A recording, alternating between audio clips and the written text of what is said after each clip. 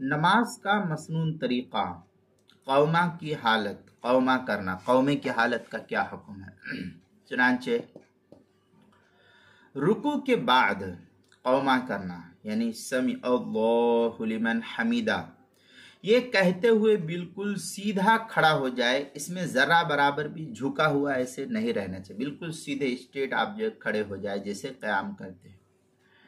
یہ تفصیل فتاوی شامی جو زکریا بک ڈپو دیوبند کا ہندی نسخہ ہے، اس کی جلد نمبر 2 صفحہ نمبر 200 اور 202 پر اس کو نقل کیا گیا ہے۔ نمبر 2، اس کے بعد اطمینان سے ربنا لک الحمد یہ کہنا چاہیے۔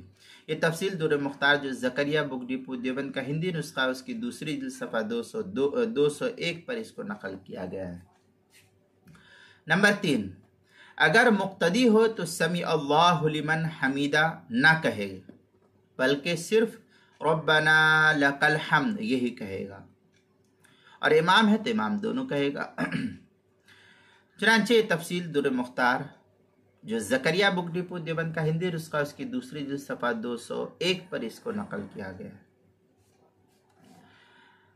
نمبر 4، قومے کی حالت میں ہاتھ کو نہ باندھے۔ اب جب ہم رکوع سے اٹھتے ہیں تو بسا اوقات بعض لوگوں کو دیکھتا ہو کہ ہاتھ کو پھر اس طریقے سے نیت جیسے ہم باندھتے ہیں ایسا باندھ لیتے ہیں، تو یہ ایسا ہاتھ کو نہ باندھے بلکہ ہاتھ کو اپنی حالت پر چھوڑے ہوئے رکھے جیسے قیام میں رہتا ہے، چھوڑا ہوا رہتا ہے جب ہم قیام کرنے کے لیے کھڑے ہوتے ہیں اس وقت۔ یہ تفصیل حلبی کبیری کے صفحہ 320 پر اس کو نقل کی گئی ہے۔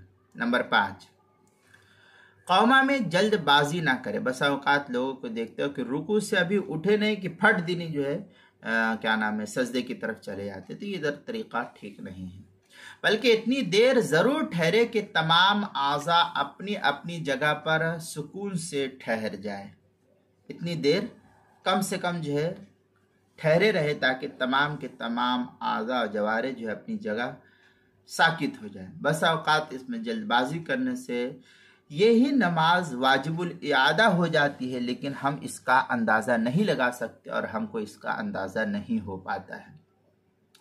یہ تفصیل جو ہے تحتوی علی مراقی الفلاح اس کے صفحہ 135 پر نقل کی گئی ہے۔ فتاوی شامی جو زکریا بک ڈپو دیوبند کا ہندی نسخہ ہے، اس کے تیسری جلد صفحہ 157، دوسری جلد صفحہ 157 پر اس کو نقل کیا گیا ہے، اور تیسری جلد میں بھی 157 پر ہے۔